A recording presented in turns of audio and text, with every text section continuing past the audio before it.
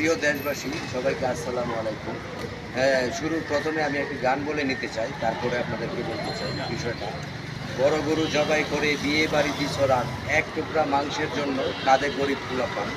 তো যাই হোক, আপনারা আল্লাহ পাককে খুশি করার জন্য লক্ষ লক্ষ টাকা দামে গরু দুম্বা উট কুরবানি দিবেন, এবং যারা এই গরিব দুঃখী আছে, যারা এই কুরবানির মাংস প্রাপ্য, তাদের প্রাপ্য যাতে তারা ঠিকভাবে বুঝে পায়, এবং যারা আপনার গরু কাটাকুটি করবে তাদের মেহনত যাতে ঘাম শুকানোর আগে পেয়ে যায়, এবং আপনার দিলে বিন্দু পরিমাণ খুঁত রাখবেন না। কারণ মনে রাখবেন, এই কুরবানি হচ্ছে একমাত্র আল্লাহ পাককে খুশি করার জন্য।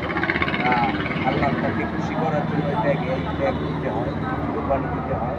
তো আপনারা সবাই ভালো থাকবেন, আর খুব নজর রাখবেন আপনার দ্বারাই যাতে কারো মনে বিন্দু মাত্র কষ্ট না পায়। কারণ কুরবানি হচ্ছে আল্লাহ পাককে খুশি করার জন্য, এটি মাথায় রাখবেন। আর সবাইকে একদিন মরতে হবে, মৃত্যুকে বেশি বেশি স্মরণ করবেন।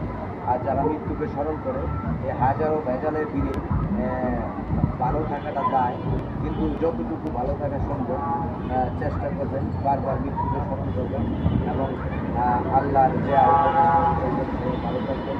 সবাইকে ঈদ মুবারক। আল্লাহ হাফেজ।